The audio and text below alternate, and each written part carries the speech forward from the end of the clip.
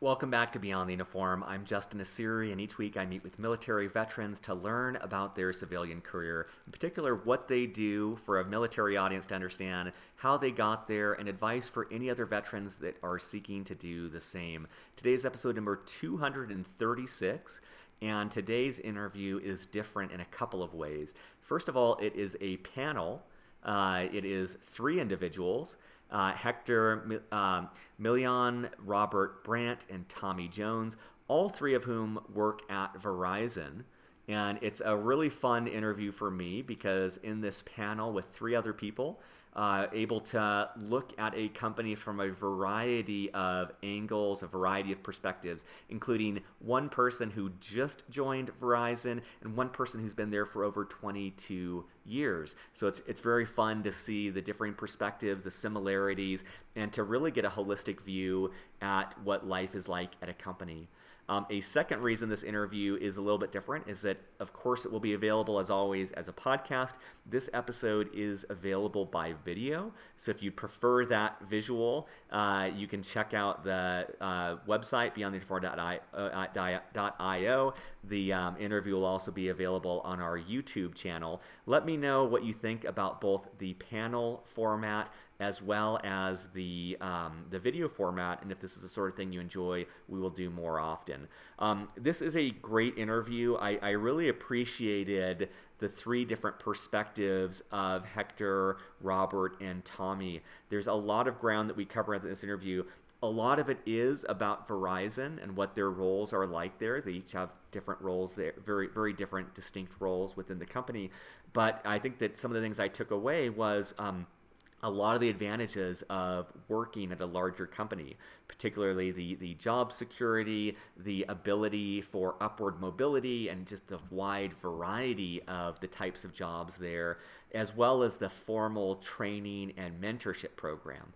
One thing I didn't realize is that Verizon, there's a lot of veterans there. They actually have their own internal intranet to connect veterans and help them stay connected. And I think thinking about the other interviews I've done, how often veterans miss the community and camaraderie that they experienced in military. That's a great way that Verizon is doing to approximate that and help you get plugged in right away with people with your shared background.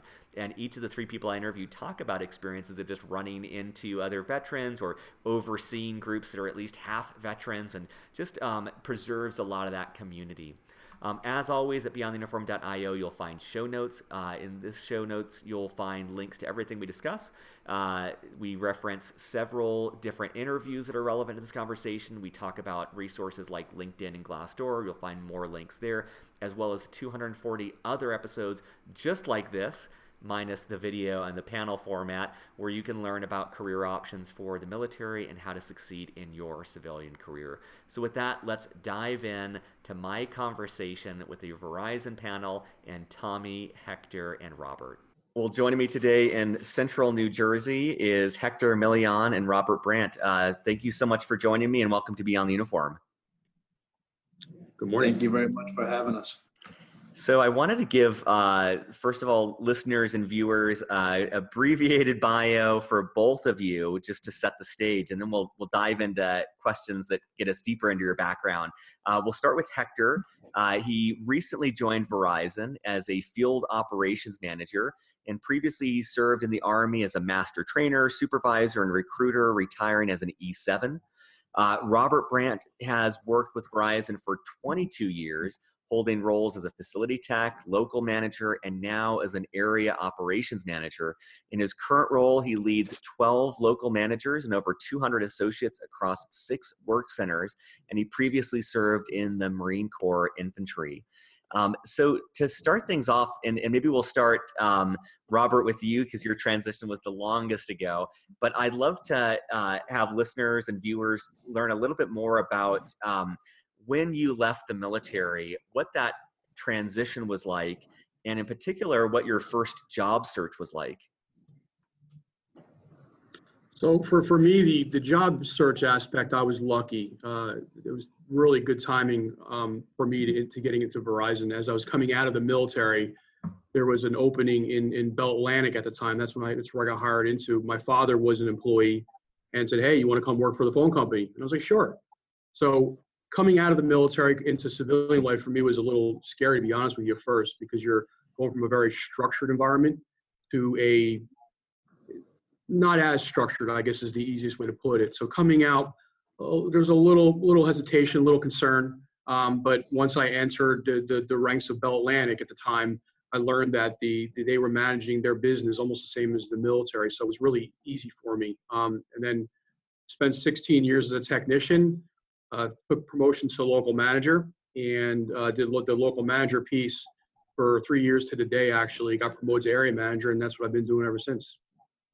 Awesome. And Hector, your transition was much more recent. What was that transition like, and what led you to Verizon? The transition was actually a little bit unnerving, to be honest with you, at the beginning.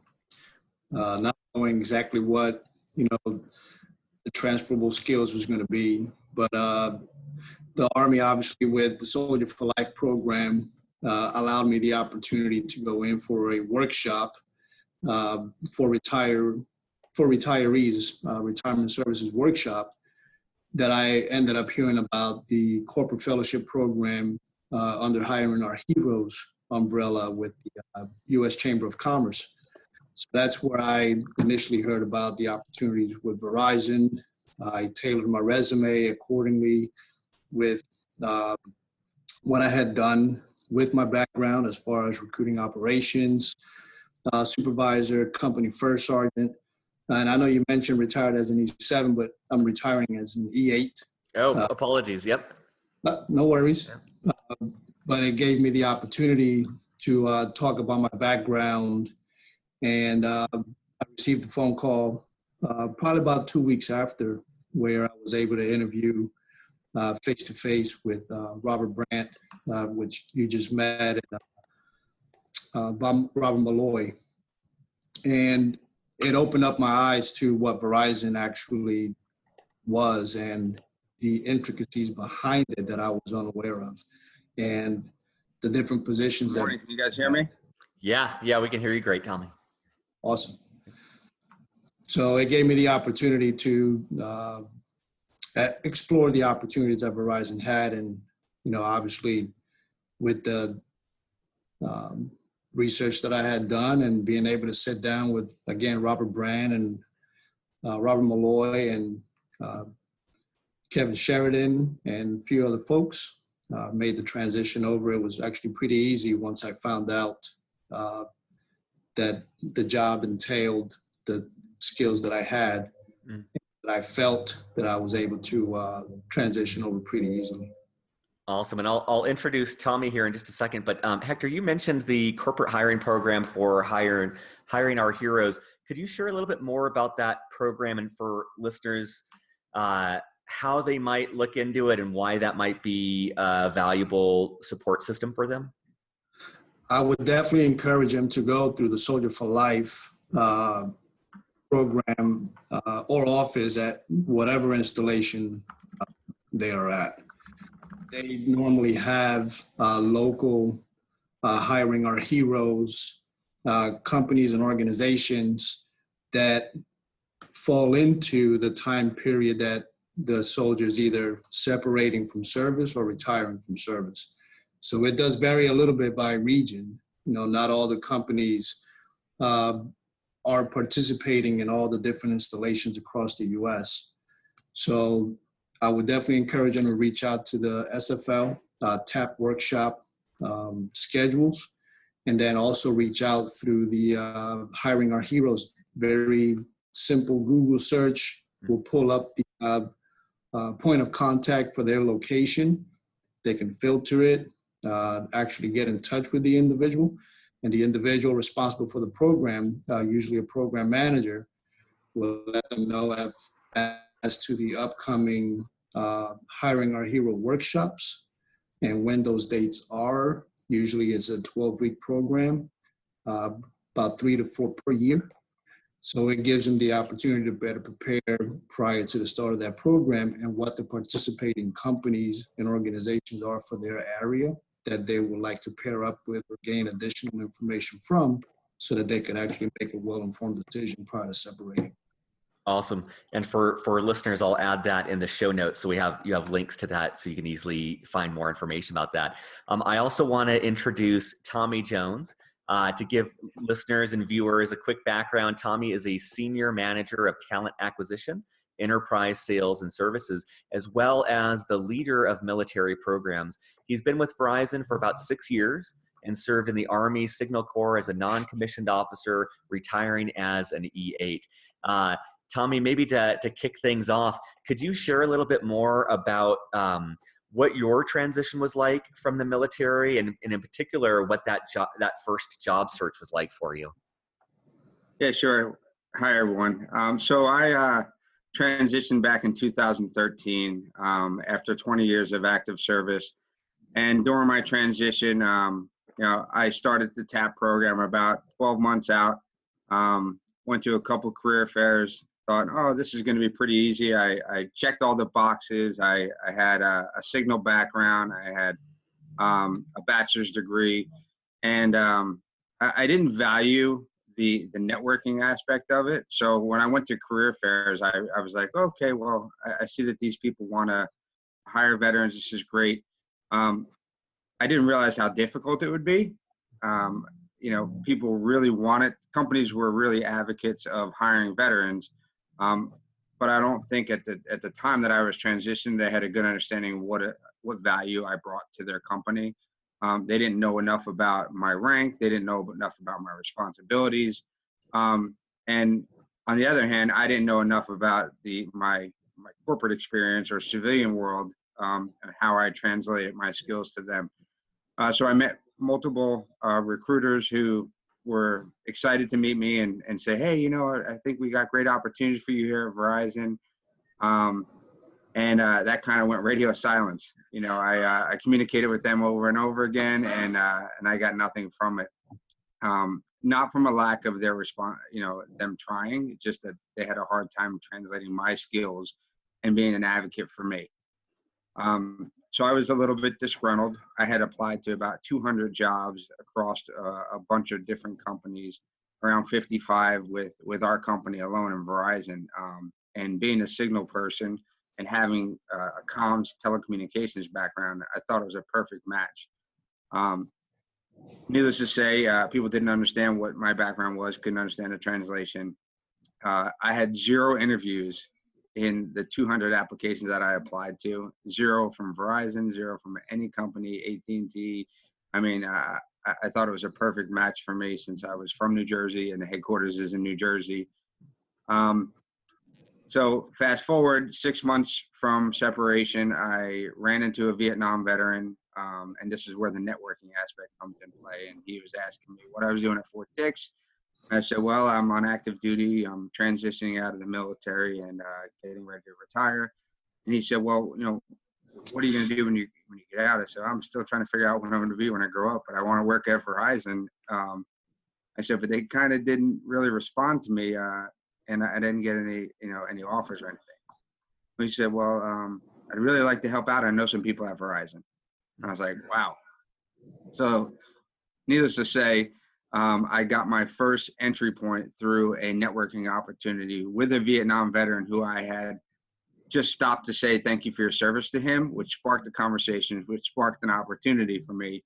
And I can't stress the value of that in anybody's transition. You never know what opportunity is going to present itself to you in every interaction that you had.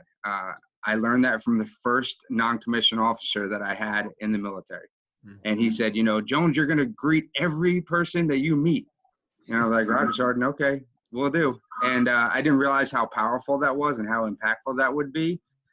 It helped me with my transition, but it also helped me as a senior non-commissioned officer as I greeted, my service members in combat and seeing, hey, what's up there, soldier? How you doing? And they'd be like, good, First Sergeant. I'm like, well, that doesn't sound good, right? And it really plays a huge part in the development of leadership. So that was a little bit about my transition. I got to the other side and realized that what the challenges were from a veteran's perspective and what the challenges were from a corporate side. And then my basic focus in life from that point on was to just grab as many resumes as I can to help translate them to recruiters that are on the floor in our headquarters, and really sell them on the attributes and skills that veterans bring to an organization. And it kind of snowballs from there. That's awesome. And I just want to, for listeners, point out in this is, I think, the 247th interview or so, how representative what Tommy just said is of, I don't think I've had a single person in 247 interviews who said, yeah, the transition was easy. It was a piece of cake, got out, had a job handed to me. It was in the bag. Almost every person I can think of has said it was more difficult than they expected. It took longer. I love that, Tommy, you shared those numbers, 200 applications. Just think about that, 200 applications and not a single response. Again, that's not unusual, but it's demoralizing to have that. And then to see the power of networking. And a lot of the people I've interviewed have talked about how in the military they viewed networking as a slimy word. It was something to be looked down on. And what I like, Tommy, and what you were just saying is that we may be calling it something different. Maybe we don't call it networking in the military, but that practice that you got into of just meeting people and saying hello and being courteous, I think that's common for most people in the military. That essentially is what networking is. It's just making connections with people. And I would say the vast majority of people I've interviewed, at least at some point in their career, obtained a job through that. And what I think is funny about it is that it seems random. Like you ran into that Vietnam veteran and it seems random, but had you not been in the habit of being willing to talk to people, that wouldn't have happened. So it's not as random as people think. It's just building that muscle of making connections with people. And sometimes you're able to help them. Sometimes they're able to help you. And in this case, it worked out really well. And we'll come back, Tommy, in a little bit, because I want to dig into the work that you do in translating resumes and what people watching can learn from that. But let's maybe go back, Robert, and start with you, and then Hector, and then back to Tommy.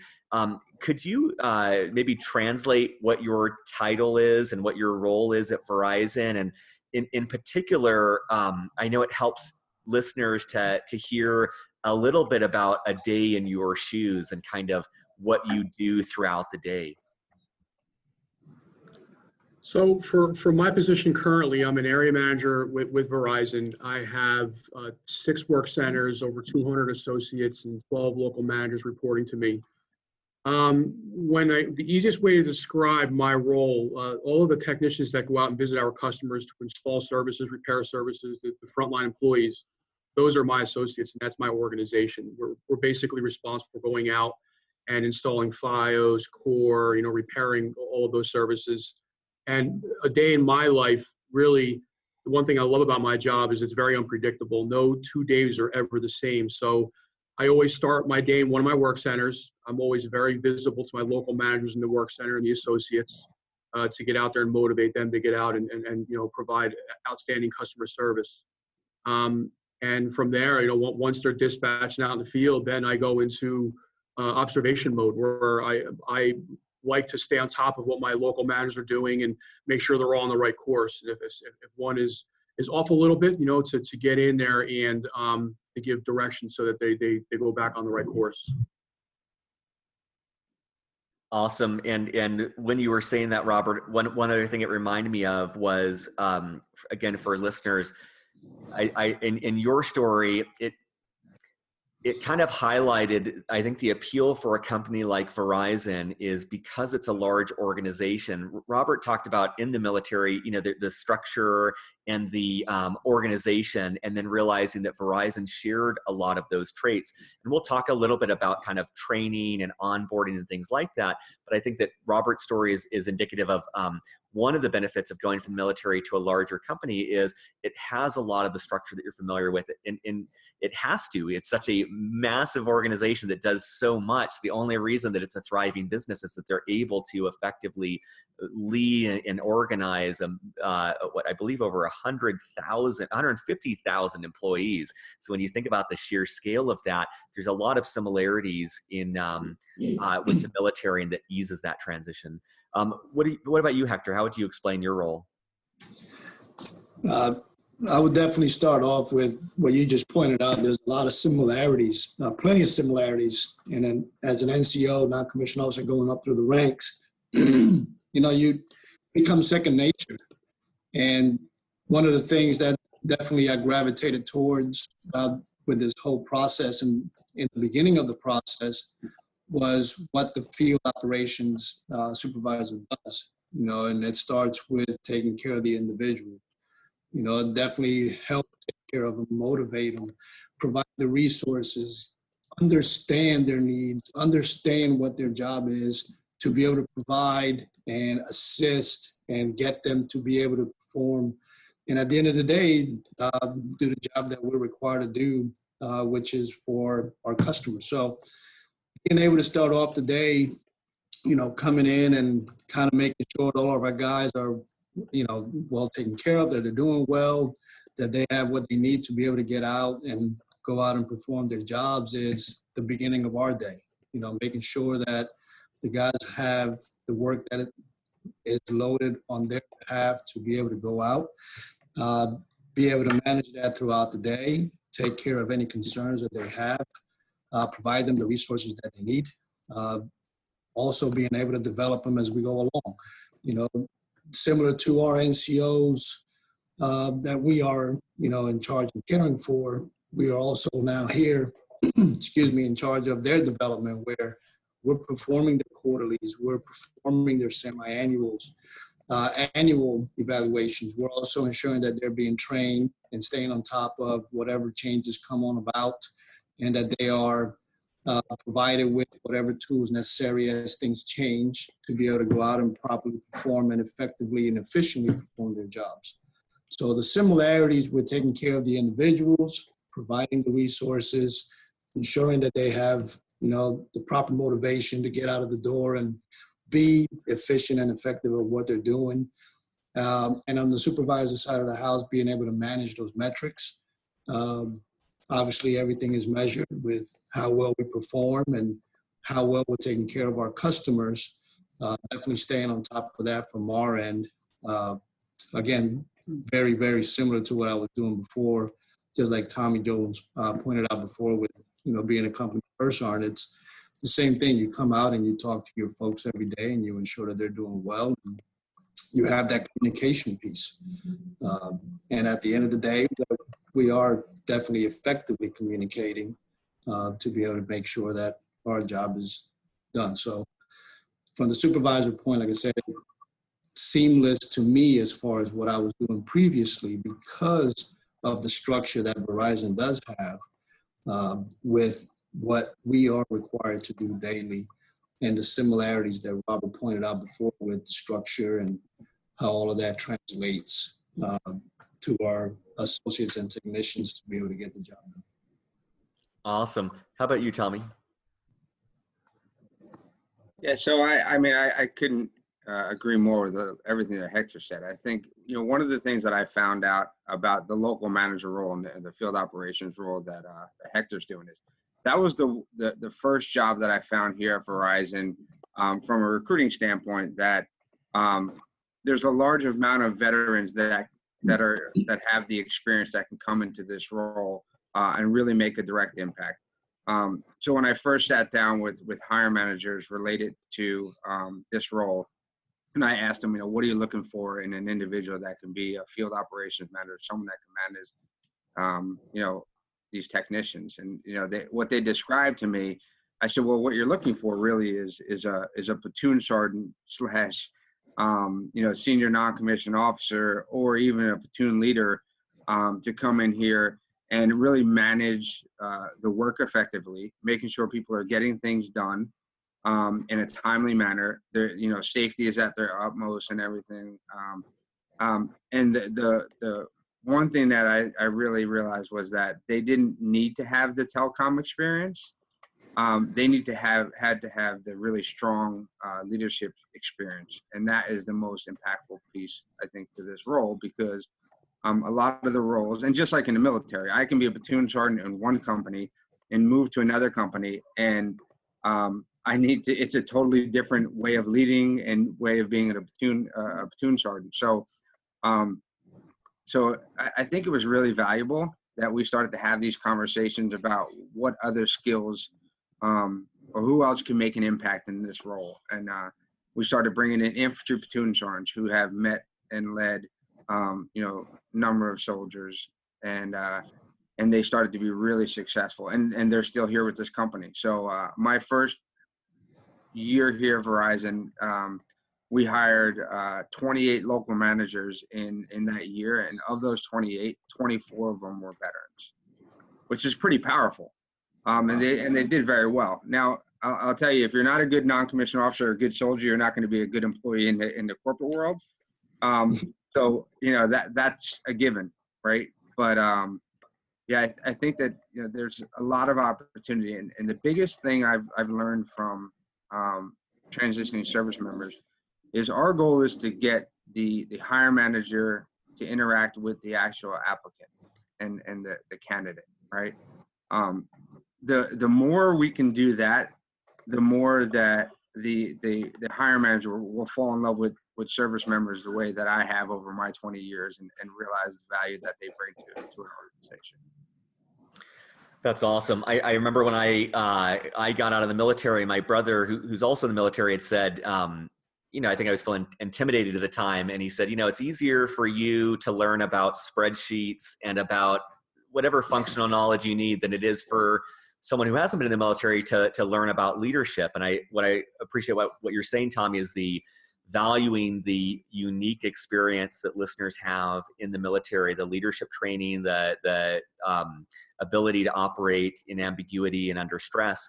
And that's really valuable. And of course you have to marry that with some sort of functional knowledge and expertise, right. But that's something that you can learn. And I love that stat of the 24 of the 28 managers coming from the military. And maybe to kind of keep down that path, I'd love to learn about each of your experience when it comes to what the onboarding process was like and what sort of training you got at Verizon to be able to get up to speed on whatever functional knowledge you needed. And Robert, starting with you, I mean, you've been with Verizon for so long. I imagine you've, when you first joined, you went through training. I imagine there's been training along the way, but could you share with listeners what they need to know about what that onboarding experience was like and any of the training you've received along the way? So for the onboarding process, when I was hired in Bell Atlantic 22 years ago, it started out with a 3-week school where I went in and learned how to install and repair copper, regular POTS, phone type service. And then from there, I was put into the field and then paired up with one of the senior technicians who I rode with for about 3 months, paired up with that person every day to see how he did the job. And that's really what built the foundation from, when you think about it, where I'm at today. Then as I worked through the technician ranks, I moved on to construction, which is the group that goes out and actually spliced all of the copper phone lines. And then I moved back to cable maintenance in again, where I was dealing with customers, but more on a cable related type troubles. Then when FiOS came into play, I moved into the fiber optic splicing role. So I was really at the forefront of the FiOS build for New Jersey, where I led new hired technicians that were being onboarded off the street and trained 8 of them. And I really mirrored the way that I was onboarded originally as a technician with them. I made sure that they were paired up with really good technicians so they can see the right way to do things, and then eventually let them on their own so they can start making their own decisions. Then when I got promoted to local manager, I was paired up with another really good local manager, and this is something that I do with Hector and anyone else that I onboard. I want to make sure that they're sitting next to somebody that really knows the job so that person can assist to bring them up to speed. I also like having the new person with the experienced local manager because, as crazy as this might sound, one of the most exciting things about bringing Hector on board was I was bringing somebody in who sees the world a little differently than I do. I have 22 years with the phone company, and I'm sure there's a lot of things and decisions that I make that are sort of tunnel visioned, where Hector is coming in now and he can come at me with a completely different perspective, where he may see, hey, look, let's try it this way. Maybe that way will work a little better. And odds are he could be right. So it's good to have someone with that different perspective sitting next to somebody who I know is good, so that they can work together to come up with really what's the best solution for our technicians and our customers. That's great. And I come from a very different perspective. I've spent the last 10 years since the military in early stage technology startups. And I find myself, as Robert's described his experience, I'm jealous of the 3 weeks of training that he had. And I love this thought of pairing with someone with more experience. And,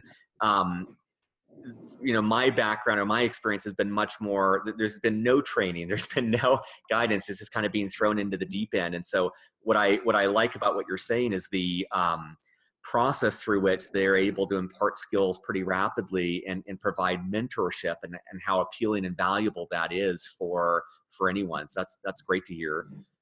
Hector, what's your experience been like? I'm sorry, Justin, I didn't hear. Yeah, I was just saying, Hector, what was your experience like since you very recently went through onboarding and training? I would like to use the word you just used, because mentorship was key. My mentorship actually began at the beginning of the corporate fellowship program back in August. So before I even was an official hire, that 12-week program gave me the opportunity to be mentored, not only by one of the local managers that Robert Brandt had assigned to kind of welcome me on and get me involved with the personnel and the processes, but also the technician side of the house. So during those 12 weeks, I was exposed to the personnel. I was exposed to the processes, the systems, the intricacies behind both an installation and maintenance crew, as well as a construction crew. So I was able to split a little bit of time between the two and get a better understanding of what the company and organization is behind the scenes. So that mentorship for those 12 weeks, sitting again with some of the local managers, again for the I&M, installation and maintenance, and the construction, and also the ride-alongs that I did with the technicians. I would spend a day with various technicians at least 3 days out of the week, go out with one individual for the whole day. And it gave me the opportunity to interact with the customers. It gave me the opportunity to put my hands on the work that is being done, kind of like what Thomas pointed out before. It doesn't necessarily have to, we don't necessarily have to have that, IT background per se, because of the intangibles that we're bringing on. But it does help to be able to see it firsthand with the folks that are out there doing the day-to-day grind. So having that experience, phenomenal. It really opened up my eyes to what they did, and really given me a different appreciation for what the job is. So that mentorship for those 12 weeks, crucial. It definitely was a very, very helpful opportunity during that 12-week time period. And then as far as continuous training, obviously, there is online requirements that I have to do. I know that there is going to be a continued mentorship, for the next several weeks as I finish my onboarding process here now. And then, again, just the opportunity that I had with the folks. Key word, like you said, mentorship was, in my opinion, the best way to onboard throughout this entire process. Just the knowledge, the experience, to see hands-on, and then the training wheels got taken off a little bit at the end of the 12-week programs, where they were like, okay, let's see how you perform now, and here's the system, and here I am answering calls and kind of removing roadblocks and talking to the guys individually and getting them motivated and stuff like that. Was it was good to see that. First day, I'm very apprehensive, and by the end of the 12-week program, I'm taking charge and lead, and hey, we're making decisions. We're going to go for it, and this is how we're going to make it happen.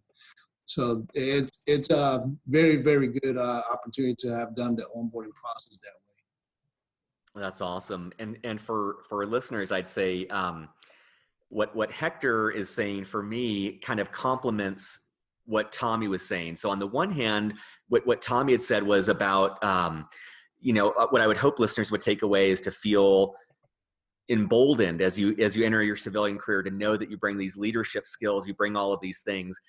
But the flip side of that, and one of the trends I've seen in these interviews, is that oftentimes people in the military underestimate the work they need to do to catch up in other areas. And what I love about what Hector is saying is, he's talking about these last 12 weeks and this formal training process and all the ways in which he's learning from others and drinking from a fire hose, just sucking in so much knowledge. And I think that's I don't say it to intimidate listeners, but to just be a reminder of, yes, there's a lot you don't know. Whatever job you go into, there is a lot you don't know. And so approaching that with humility and with the understanding that you're going to need to learn a lot to be able to be useful, that the skills you have from the military are likely not sufficient for whatever job you're going into, but to know that you can learn it, that you can pick it up on the way. Tommy, what was your process like in terms of training and onboarding? So mine was similar too. I mean, I had a mentor when I came on. I had everybody, the willingness and the teamwork to help me be successful all the way through the onboarding process. Again, people didn't understand what I brought to the table, so it was hard for them at first to mentor me. So when I first came in, I came in as an individual contributor. So I left a company of leading 198 people, right? And then being an individual contributor in a role that was really pretty junior. But I was okay with that. I mean, it was an opportunity for me to see things through different lenses, like Robert was saying. And it also gave me an opportunity to get promoted through the ranks. That's one of the things that I think I love about Verizon, is that it's a performance-based organization. So whatever you put into it is what you're going to get out of it. And your work will be recognized and you'll be promoted accordingly based off your work. In the military, time in service, time in grade is when you're eligible. It's really now when you're ready, and they see the potential in you, there's a lot of opportunities for you to move up quickly in the ranks. Now, from an onboarding perspective, what we've tried to adopt is the military team. We send out pre-hire emails to veterans that have been selected and ready, that are going to be onboarding prior to them coming on board at Verizon. And it allows them to help connect with us, ask questions, just so that they have an understanding of what they're getting into, just to provide some additional resources for them as well. And then we do that again post-hire. So post-hire, we'll basically send them a list of resources, introduce them to the Veterans Advisory Board, which is our employee resource group for them, show them who the intranet. We have an internal intranet that's a military connection where they could, post comments and meet with other veterans digitally. So if they have any questions, it's kind of like their safe zone. They can reach out to other veterans in there and just connect. We know that one of the things that happens when someone is onboarded, any new hire, military, the one connection that they have is always with their recruiter. So we try to maintain that communication with them and help do a soft landing on the back end of it. Because as they come on and they learn about benefits, the one person that they had spent intimate time with was their recruiter. Hector's in a great situation where he had the opportunity to do, a 12-week internship, so to speak, or fellowship with a team. So he's been able to ask those questions and has a better understanding. Therefore, he's better equipped to help others as they start to go through this transition. That's great. One of the things I appreciate about that is one of the most commonly cited things that people on the show have talked about missing is when they leave the military, whether they expect it or not, they usually miss the community and connection with their the people they serve with. And what I like about what Tommy's saying is with Verizon's intranet there, it's just another way to get plugged in and connected with people with a shared background. And for me, when I left the military, it's different. Like, well, I was in the Navy, and so you have that camaraderie there. Since then, I run into anyone in any branch of service. It's just, you have so much in common. There's so many shared values and history, and terminology and all these things that I took for granted in the military. And I think that's an advantage of working at a place with Verizon is you've got a lot of other veterans. You've got that community there for you if you want that. And that's really exciting to hear. I was also curious, just I think it's helpful for listeners to sometimes understand what awaits on the other side that they might not expect. And Robert, I'm wondering, what has been different in your life at Verizon from the military, or what has been one of the contrasts from, like, when you look at your job and your work and your life in the military? What's some of the differences that stand out now in your life at Verizon? Well, I mean, the most obvious for me, and it's one thing I couldn't ever let go of, is the haircut. When I first came into Verizon, for the first year and a half, 2 years, I was still holding the high and tight. I could not let it go. And since then, I'm letting it grow a little on the side here. I mean, that was really the biggest thing, that was different for me. As I came into Verizon, I'm going to be honest, like the transition was a lot smoother than I would have ever thought. As I came in, like Thomas said, there's veterans everywhere.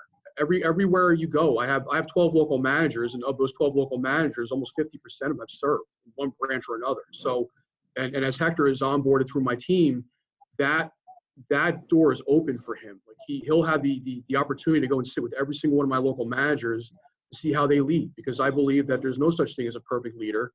We all do it a little different. And what I like to see is my local managers go and sit with the other local managers and pick the things they like from that person, and then bring it back and morph it into their style. So really, for me, as crazy as it might sound, it was the haircut. That was the hardest thing for me to transition. And even then, in 22 years, I'm not completely away from it, but it's a little bit longer now than it was when I first got hired. This is the worst interview to be doing by video right now, because my long hair is in contrast to your somewhat relaxed high and tight. I love that though too. And the other thing I take away from what you're saying, Robert, is just the constantly learning aspect of the importance of just, it sounds like you're always picking up things from other people, and that's great to always be learning and growing in your role. Hector, what about for you? What's some of the differences, especially you're just coming from the military right now? The differences I would definitely have to say is not too many that I've experienced yet. Because like they both pointed out, I have guys here that have actually served before. So that part of it, of the camaraderie, and the other guys themselves who haven't even served, just the whole team aspect of how it is every morning and how we're all getting together. We're all saying, the mornings and, hey, how's it going? What you got going on? This, that, and the other. That whole team aspect of it hasn't changed, So there hasn't been, in my opinion, for myself at least, too much of a, I don't even want to say a hardship, because there really isn't a hardship. There isn't anything that I've experienced that can contrast, but taking off the uniform has definitely been a different, something to get used to, in my opinion. I knew what I was wearing every day. Today, I had to actually go in the closet and pick something else out. I'm not wearing a uniform, wear my boots and this, that, and the other. So the guys actually make fun of me here because they're like, hey, your boots ain't dirty yet. And I was like, well, that's because I clean them every night. So that's just, the mentality of things. But there hasn't been too much of a difference that I would say it's something that I totally miss yet. As you can see, I will not let it grow. It's not going to happen, just like Robert pointed out. But that's for personal reasons. And this is a little bit different. So it's just very minor differences, nothing too big that I would say is a contrast to what I was experiencing before as to what I'm experiencing now. Awesome. How about you, Tommy? So I've had a similar, obviously my hair is actually starting to fall out a little bit here, and I went away from the high and tight. I've basically adapted to my environment, right? So I think that, when I first came to Verizon, I wear a suit and tie every day. in the headquarters, and that was the culture that I felt was going on in Verizon at that point. And then Verizon has evolved into more of a tech savvy culture, and you know, that's one of the things I think that you know, being a good service member and a good employee is you adapt to the environment, and you move on, and so from a look and feel, how you wear your clothes and what you wear, and your long hair like you have, Justin. I can't grow it that long, so you know, but I would say that, you know, you have to be adaptable. That's the key thing. And if you're adaptable and you can understand the environment and don't sacrifice your values by doing that as well, I think that you know, it's okay. You know, I used to same thing. I'd shave every day here at Verizon. Now I push the limits a little bit. I try to shave you know, once in a while, you know, but and I also know my environment, right? So I know when I'm going to executive leadership meetings, I know what to wear, I know how to dress. But it's just being approachable and the environment that you set. I have so many life experiences from the military that I try to impose that into all the people that I work with. You know, so I think that that's one of the great things that I'm learning on the back end, is to continue to be yourself. And that will also be really important as you transition, because I didn't want to be somebody I wasn't in the corporate environment. You know, I stayed true to who I was, and I think that that has been very valuable to me. Some of the other challenges that I had is you know, my resume didn't look like the civilian counterpart, right? And my experiences from a corporate environment wasn't that. But being confident enough to say, hey, listen, I don't know that, but I'm going to be able to, I will definitely work on that. And having leaders give me the opportunity to showcase, you know, that I can do that was great. I miss the camaraderie. I've created that camaraderie in my team. But, you know, sometimes you feel like you're alone on an island when you first come through the door, especially if you're an individual contributor, and you're trying to, you know, embrace a new team. Whereas in the military, you know, it's more of they embrace you right away. I mean, there's no barriers right there. Everybody's wearing the same, you know, uniform. You know, there's no diversity questions or anything in play. I mean, you're just, you bleed red, white, and blue. So, you know, that's one of the things, is you got to understand your environment in the civilian world. It's just a little bit different. Awesome. And I'd love to kind of maybe switch gears a little bit and talk about joining Verizon and what, you know, for listeners who are interested in this. I wanted to start first with you, Tommy. You know, some of the things that have stood out from what you've said is, first of all, you know, it sounds like you want to get a veteran in front of a hiring manager as soon as possible. Like once they're face to face, they're pretty good, which I can imagine most people in the military, I think, excel on that personal level, that relational level. And you also talked about, you know, the work that you've done helping translate some resumes. So I'm curious what advice you have for listeners about maybe anything that stands out about resumes, any common mistakes that you see with people who are doing their resume, and then also any advice you have on how to get that interview, how to actually get so that they can be in front of a hiring manager when they're in that position to succeed. Yeah, I think from a resume standpoint, you know, there's so many different templates out there. And, you know, I think beauty is in the eye of the beholder, right? So whoever is reading the resume, you know, it may be a recruiter, it may be a hiring manager. And unfortunately, that is something that is the first barrier in your employment and in finding employment opportunities, right? So if there's obviously spell checks or anything like that, you know, spelling errors and stuff like that, that's going to be, you know, a red flag. But again, it's the person that is reading it is what you want to help understand, right? So I would say that the most important part of a resume would be hit them with bullets in the beginning of what your qualifications are and what you can do for that company, and be it as tailored as you possibly can towards the job. And then also do your research when it comes, related to that in the resume.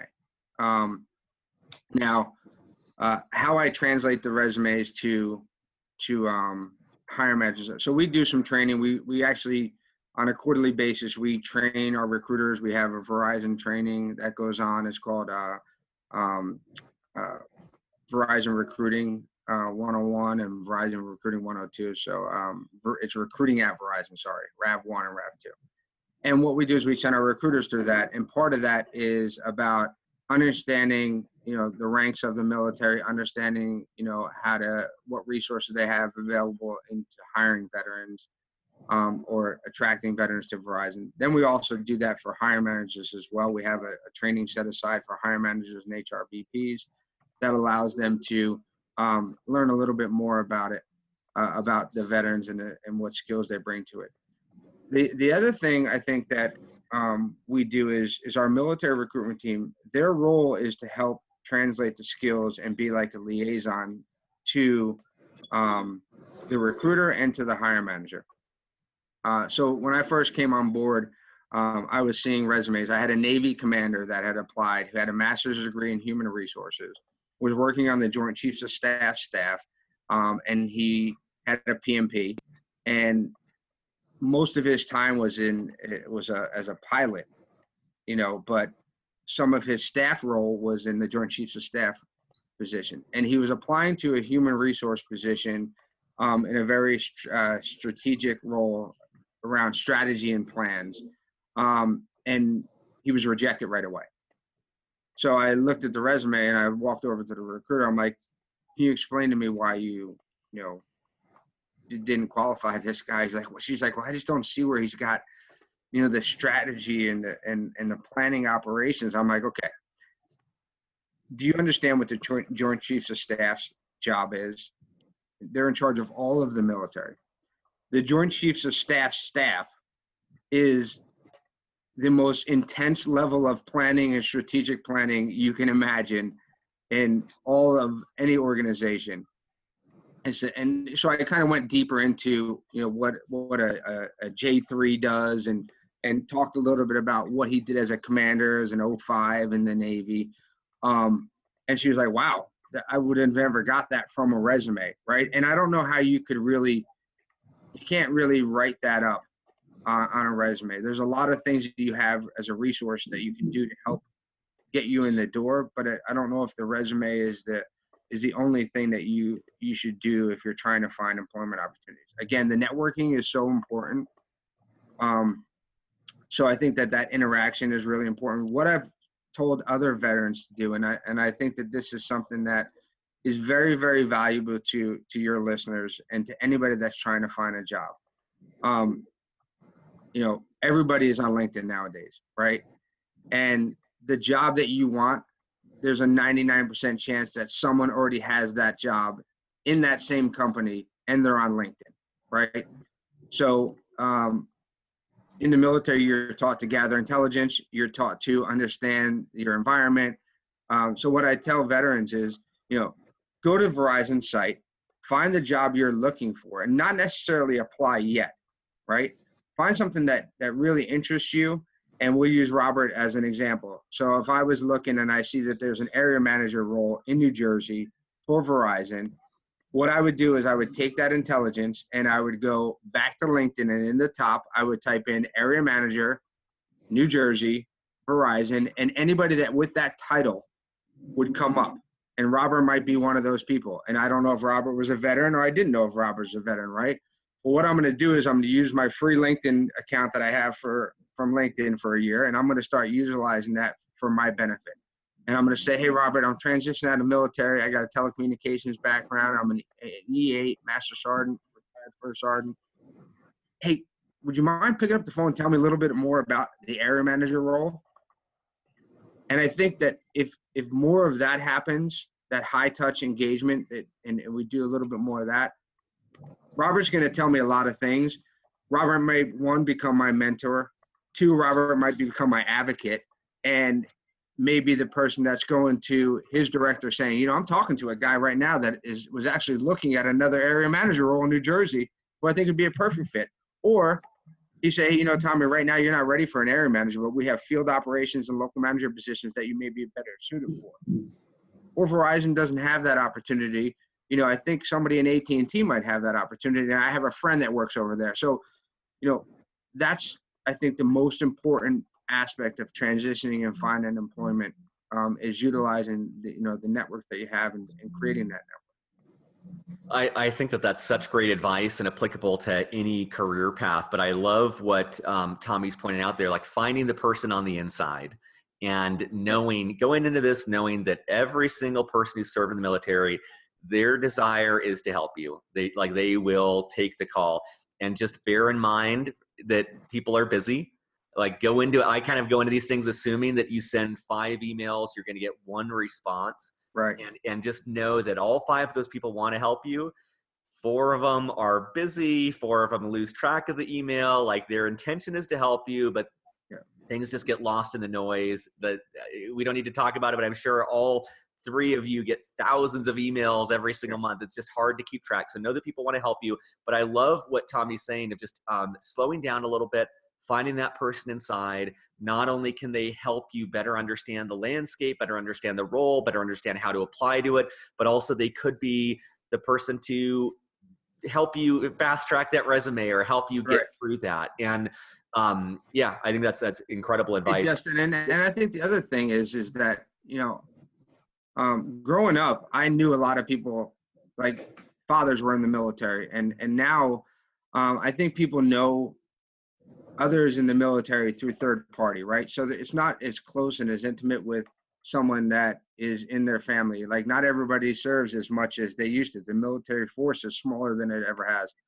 And then I also think that we don't give enough credit to the civilian population on how much they really do want to help service members. They just don't know how. And by you reaching out to them, you know, that's, you know, volunteerism is huge in companies, and helping others is huge in large corporations like Verizon. So I don't want to underestimate the good Samaritan piece of the civilian population, because I think they want to help, they don't know how to help. So they donate to different organizations. But if they can make a direct impact and say, I helped Tommy, I helped Hector, you know, that's even more powerful. And I think that, you know, so don't always gravitate towards the veteran. Don't always gravitate toward the HR and the recruiters as much when you start to reach out on LinkedIn. More of the professional aspect of it, and really try to learn about that role. And you'll be pleasantly surprised at how many people really do want to help you and see you land on your feet and be successful. That's great. And for listeners, I'll include a link in the show notes. Tommy talked about LinkedIn has a great program where they will give military veterans a year of free access to I forget what they call it, but their premium account. And so I'll put a link in the show notes so you can find that there. And when you're ready, you can take advantage of that. I just wanted to make space, Robert and Hector, in case you have anything to add about advice about applying to Verizon or how to stand out in the application process. So Justin, when the applicant gets to the phase where they're in front of me, it's actually in the interview. So the one piece of advice that I can give, and I'm working on this myself till to this day, don't undersell your leadership. When you walk into that room, just be confident and talk about leadership. That's what I look for as I'm going through the application process. I can train anybody to do this job, but the leadership side of it, that comes more natural. So really, when you're in that room, talk about leadership. That's the best advice that I can give. That's great. And I know that many, many, many people on the show have talked about some of the things that are common are using I instead of we, being able to speak about your accomplishments as a leader. I think that it's just helpful for listeners to bear in mind that you're coming from a culture where we really prize the team. It's a very selfless environment. And so just understand that your natural bias is to not boast, to not speak about what you accomplished, to instead boost up the team. And those are beautiful attributes. But one of the things I take away from what Robert's saying is that you need to be able to speak about what you accomplished as a leader, and to do it in a natural and natural way. And I'll put in the show notes a link to a gentleman, Mark Horstman, who is a Army veteran. He's done over 1,500 podcast interviews and worked with presidents and about leadership. But he has done 2 interviews now on Beyond the Uniform, and talks about how to prepare for interviews, talks about how to craft the stories that you can tell. Right. And I think that goes a long way. Hector, anything to add to any of that? If I can, I'll definitely voice what have said. I think it's very, very important, as well as with you, what you've pointed out. I would definitely say to set realistic expectations as well. We definitely need to sometimes, just like Robert pointed out, we do need to demonstrate our capabilities, but we have to also set realistic expectations along with those capabilities. Transitioning out, we can't come in expecting to run, a company of 400 individuals without having some of the experience that is required to be able to do so. Definitely rehearse, definitely take the time to research, look at values for the companies, look at the culture. Sometimes getting into an organization because of a particular prestige name doesn't necessarily mean it's a right fit for the individual. So understanding the culture, prime example, again, we talked about this before, the similarities between the structure that I was used to and the structure that I'm in now. The culture that I've been experiencing so far has been a culture of growth, positive, communication.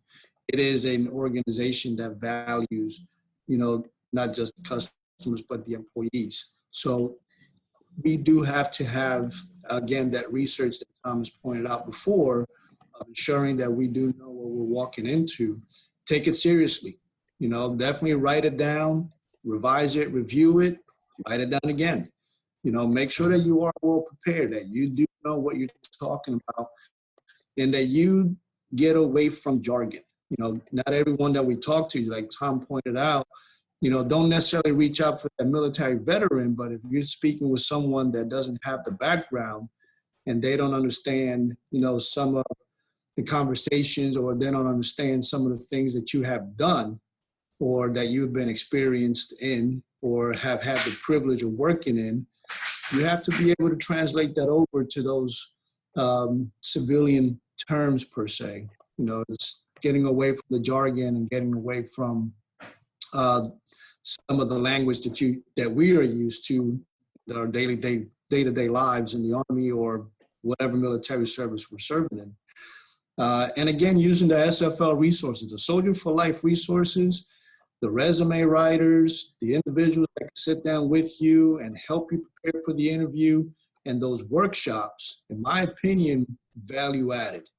Those are sometimes underutilized, but they are huge value to any individual. And it's not just, again, for soldiers retiring, it's for soldiers, whether you've done your, first enlistment period or you're in your second term and you decide that, the service is no longer, for you and you're transitioning out. Again, use the services from resume writing to interview skills to transitioning to even getting into these formal sites that you just pointed out, like LinkedIn, Glassdoor. You have so many different mentorship platforms out there that service members are capable of joining to help ease that transition over and expose them to different positions and organizations that they may not have thought of previously. I like that. And 2 things just to point out for listeners. First of all, I love what Hector is saying about managing your expectations. It seems like in the 240 episodes I've done, the further you move away from the military, the more you have to take a step back. So I did an interview with this guy, Chris Pestle, who went from the Army to being a photographer. and he went from making whatever, he was a captain in the Army, whatever Captain O3s make in the Army, to making 30,000 a year, if that. That's a pretty big shift from the Army to photography. There's not a lot of overlap. If you go into government contracting or a near adjacent, it's probably easier to preserve that salary. But I like the way that Hector put that in terms of managing expectations. Like, just realize that if you're making that transition, you might not be making the same that you were in the military. You will likely get back to that and exceed that, but it's not going to happen right away. And so that's one thing that I wanted to point out. And then the second thing of Hector pointing out the culture, I think that when Tommy was talking about reaching out to people on LinkedIn, that's another benefit. When you have these real or virtual coffee chats, you're getting to know the culture. And, for me, I went into submarines from the Naval Academy, and I had plenty of time to sit down with people who were interested in submarines and get to know them, and get to know Marines and get to know people in surface. And in those conversations, you get to know the culture. You get to know what the DNA is of each organization and where you fit in. And that's another advantage if you take the initiative to reach out to people, either veteran or non-veteran in an organization. You start to get a sense of what the values are, like Hector talked about. You get the sense of what the culture is like, what the people are like. And that's more important, in my opinion, than the salary and the title, is making sure that you're a good fit and that they're a good fit for you. Yeah, I would add also is, one of the things Hector said is the preparation piece of it. And some of the things that I usually say is, throw as much in your rucksack or in your backpack as you possibly can. Take advantage of everything that the transition services offer to you, and put all of that stuff in your rucksack, right? And I kind of equate it to like evaluating the casualty, knowing the 8 steps to evaluating the casualty. You need to know them intimately and know them inside and out, and hope you never need to use them, right? And I think that that's similar to transition, right? You gotta know every resource that you can use, and try to throw as much in your backpack as you possibly can, and hopefully you don't need to use it all. But you don't want to be on the other side and, you've ETS'd or got out of the military and like, damn, I should have taken an opportunity to take care of this training, or I didn't join the fellowship program. I heard about it now, right? I think, understanding, again, the intelligence part of of being in the military is gathering all the things that you have, resources you have available to you, and getting that skill set, and all those skills in your rucksack for you. That's awesome. And then starting with Robert, I'd love to hear for listeners, any reasons why they should consider a career at Verizon, or things that they might find appealing about working at Verizon, or any thoughts on why they should consider applying there? I can speak for my organization, which the applicants that I'm normally accepting are for the local manager role, which is what Hector is in. The one benefit that I see for someone coming out of the military and applying for this position is that it's team-based. Every day when you're in front of your team, it's almost like managing a platoon. I was a squad leader in the Marine Corps, and as I was a local manager, I treated my team the same as I did my squad back when I was in the Marine Corps. So coming out, again, when I talk about the leadership in the interview, that's what I look for, because every day you're motivating your team to go out and perform. It's the same thing that a lot of these folks coming out of the military do every day in the military. Awesome. Hector, how about you? I would definitely have to say on to that, and I agree 100%. The team aspect of it, the communication piece aspect of it. I mean, I would tell you that research was a huge part of this. Again, suddenly you hear Verizon, and the first thing that comes to mind is, a wireless provider, at a mall or a plaza or something like that. You really don't think about, that you pointed out before, an organization that has 150,000 plus employees with various functions, various responsibilities, and the intricacies and the behind the scenes kind of work that actually is in place to support what our customers receive. we really don't understand sometimes or take the time to know what it is. So the opportunities are there. The opportunities wholeheartedly are there. The environment, the team aspect of it, like Robert pointed out, the communication side of the house, the culture, the values. There are various reasons why personally an individual should look into it and just dig in a little bit deeper just to kind of, scratch the surface of what is in this company that we call Verizon, my home now, my team. So when you really, again, coming from the outside in, and you take the time to just, again, research what your responsibilities were or are currently in the service and what they translate to in the civilian side of the house, I guarantee you're going to see hits come up for this company. I guarantee it. But again, it's a perception that most of the people that I talk to and I have talked to, and even as I transition out and they ask me, what I was going to be doing or what company I was going to go and be a part of. And I would say Verizon, the first thing they would say, oh, you're going to sell cell phones. No, not necessarily. I'm actually going to be helping the infrastructure behind that, as well as the other I&M side of the house to be able to support, what our folks are actually experiencing in their residences and businesses. So until I'm able to explain some of those things to them, they really don't see the big picture. So I would say, again, from my point of view is understanding what the company is, understanding what the company's culture is, what the values are, and what the different opportunities are that I would definitely say 95% of the folks that are in the service can relate to within this company. That's great. And it's a good point about the breadth of opportunity available at a company like Verizon. When you've got 150,000 people, there's so many different groups, there's so many different functions. And I think that Robert is a good case study in this, to have a 22-year career where you grow up with the organization, and to the point now where Robert will soon be overseeing over 290 people, which, is a mind-boggling. It's just a mind-boggling situation. That's for me, that's nearly 1.5 submarines worth of people that he's leading.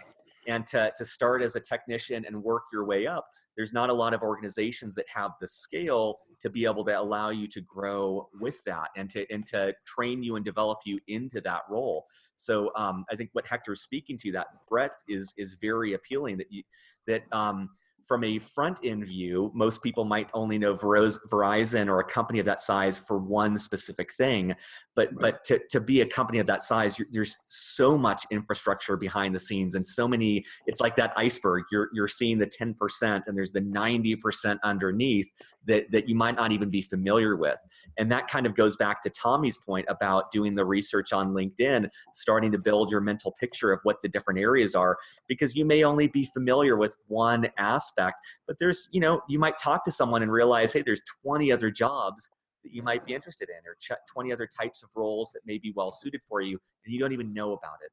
And the only way, in my view, the fastest way to figure those out is through those conversations where someone on the inside can point you in the right direction and help you navigate what otherwise would be pretty intimidating. Tommy, how about you? What's your thoughts? Yeah, no, I would just say similar to, Verizon's a self-sustaining organization, right? Similar to the military. And when I tell people about Verizon, I say, we have everything besides cooks and musicians. And if we don't, we basically go out and contract them out if we need them. But I mean, we have an S1, we have an S2, we have an S3, we have an S4, S6. I mean, we have all of the same things that a military has. And it's larger, because of the responsibilities that they have. So like you said, the 10% of the population is customer facing, but it takes a lot to run this organization. So we have a gigantic supply chain, project manager roles in every aspect of it. We have an in-house marketing agency and advertising agency. You think about all the internal and external communications that needs to happen from from that standpoint. Legal, we have a union population, so understanding the labor agreements and all that is something that you don't understand. A lot of jobs are responsible for that in Verizon. So again, bottom line is I can't emphasize enough doing the research and understanding the landscape of each company. They're all very similar. Some companies might have one HR person who is in charge of all the benefits, talent acquisition, and everything. You know, when you have such a large company like Verizon, there's 400 recruiters, there's 400 HRBPs, you know, again, understanding the landscape. Awesome. Well, I always like to leave one final question, which is open-ended. And this comes more from me having been on panels or interviews where there's something I love to share, but the person never asks a question relevant to it. And so I'd love to start with Robert and go around and just kind of make any space for anything we haven't talked about that you want to share with listeners, or any kind of final thoughts that you want to impart before we wrap up. No, I mean, I'll go back to where I was talking before about, you know, when you're in the interview, just do not undersell your leadership that you have in the military. Again, it's something that I'm working on to this day on myself. And as recent as my most recent interview for the area manager position, I was actually using examples from when I was a PFC in the Marine Corps 20 years ago. So I'm still going back to those examples to answer questions about leadership. So don't hold back with selling yourself and the leadership that you can, you know, bring to Verizon. Awesome. How about you, Hector? I would definitely say to take charge of whatever transition time period you're going through.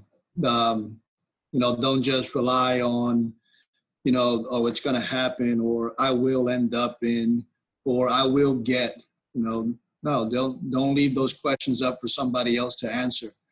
I would definitely say take charge of what it is that you're going through and what you want to get out of it. And if you put forth the effort, like we've been talking about this entire time, you know, with the preparation and researching and talking and networking, it will be a fruitful transition. It will be, regardless of what that transition is going to be. But it is, you know, not being timid, like Robert pointed out, definitely taking a hold of it and preparing yourself.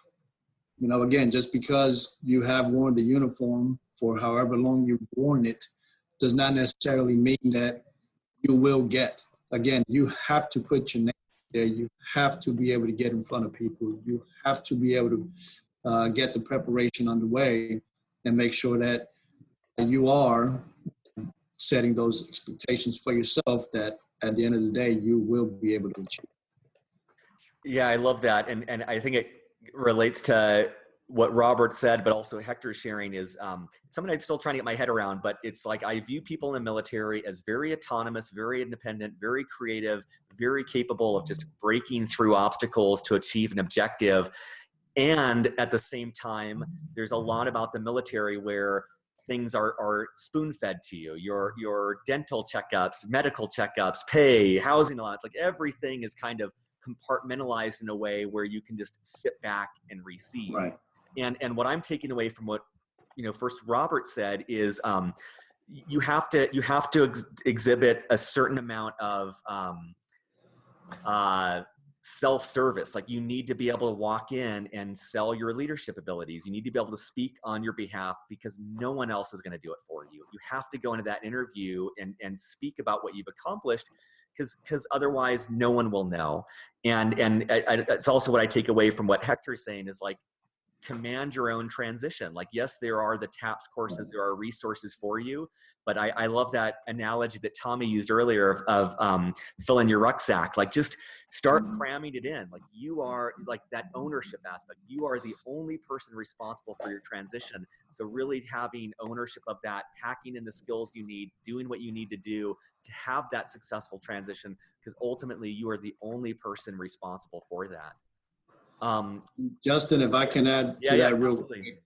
And the reason I brought that up, Justin, is since September, I have ran into 4 prior service members who I've had the pleasure of running into, and we've been talking, and they asked me questions. And they went through a similar transition, but they checked the block. Just like you pointed out, some things were spoon-fed with the PHA, your physical, your dental, your this, that, and the other. So when they were going through the TAP process of their transition, there was a check the block. They didn't, and I have since referred them back to that point. Look, you need to do this. You need to go back through this process, because they were under the impression that, okay, I'm transitioning out and I am going to fall into whatever it is that I am going to be doing. And that wasn't the case. That's the reason I brought that up. You have to take ownership of what it is that you're doing. Because at the end of the day, when you take the uniform off, again, the company, the service is going to continue. They're going to continue the mission without you. You have to prepare yourself for that transition. So again, I've unfortunately had that conversation with 4 folks since September, but at least get them back on the right track. Hey, you do need resources. You do need to talk to these individuals. You need to do this for yourself as well. They were expecting that they were going to be handed something that they unfortunately were not. So that's why. Yeah, I think that's a great example. I think it's one of the biggest disservices we do to the people in our military right now is almost propping up a sense of entitlement or expectation of receiving more than they will. And as I think everyone's pointed out today, civilians and veterans all want to help you. They often don't know how, and to not expect an easy transition, to not expect to easily find a job. If you're wrong, great, you put in more effort and it is easy, but at the very least, it sets the expectation of over preparing, which I think is generally an advisable path. Tommy, how about you? What would you add before we wrap up? I would just say stay positive. Hopefully it's easier for you, but from my experience, it's going to be difficult. And I would say that right now the unemployment rate is very low, which makes it even more of a challenge in finding employment opportunities. So the first opportunity that you come across may not be, the opportunity that you want to foresee you doing yourself in the future, but I think it's an opportunity you should jump on and take advantage of, and just continue to add that to your resume so that you're building experiences. What you don't want to do is remain stagnant and swim against the stream and make sure that you're not doing the right thing by continuing to develop yourself. Awesome. Well, thank all 3 of you for your time. I appreciate Verizon making this happen. This has been a panel months in the making, but Robert, Hector, and Tommy, I appreciate your taking the time from a busy schedule amidst the holidays to share your perspective. And for listeners, in the show notes, I'll have links to each of their LinkedIn profiles in case you want to do some online stalking afterwards, or maybe even reach out to ask some follow-up questions that we weren't able to cover today. But yeah, thank you very much. And thank you also. I know you're helping constantly helping the veteran community and helping them navigate Verizon. So thank you for the work that you do there. Thank you, Justin. Thank you, Justin. Thanks, gentlemen. All right. Well, thank you for listening and or watching this interview. Let me know what you think. You can always drop us a note at beyondtheuniform.io in the Contact Us page. You can also email me at justin@beyondtheuniform.io. Would love any feedback on if you'd like us to do more interviews in this way. Special thanks to Verizon for making this interview happen. It has been months in the works, and there's more interviews coming your way with perspectives at Verizon. Special thanks to Steve Bain for making this happen. Wanted to thank our team here at Beyond the Uniform. Kathleen Dillon is responsible for our show notes. She writes text transcripts of every episode, which helps with those of you who don't want to listen to my voice and would rather skim through, but it also helps with our search engine optimization to help more veterans find Beyond the Uniform as a resource. Special thanks to Steve Bain. Steve does all of our sponsorship opportunities. He lines up our guests and basically makes my life significantly easier. Andrew Woolridge does all our data and analytics, helps us understand, because with the podcast we don't hear from a lot of people, but he helps us understand through the data what interviews and what types of interviews are working so we can do more of them. Special thanks to Andrew Robinson, who does all of our social media and helps us grow and expand our audience. I will be back next week with more interviews of military veterans and their civilian career. Special plug to check out Beyond the Uniform's coaching program. It is a it is a subsidized service where we put you in contact with professional coaches, both executive coaches and career coaches, who are trained to help you figure out your next career move, whether that's staying in the military, getting out of the military, or whether you've been out of the military for years and you're trying to figure out your next career move. I have worked with an executive coach for over 5 years. I find it absolutely essential as a founder and CEO of a company trying to figure out what to do, having that sounding board, having a constant source of information to really figure out what I need to do and what I'm wanting to do, what my values are, what all sorts of great things that we cover. I know that in the military world, a lot of services out there are free. This one is not. The podcast is absolutely free. The coaching program, there's just no way for us to do that with quality for free. But I guarantee you, any money you spend on this will return multiple dividends to you, a high return on investment in terms of the value you take away. We'll be doing a show pretty soon to share perspectives of people who have gone through the program, and the impact is massive. So check that out. Have a great week, and see you or hear you soon. Bye.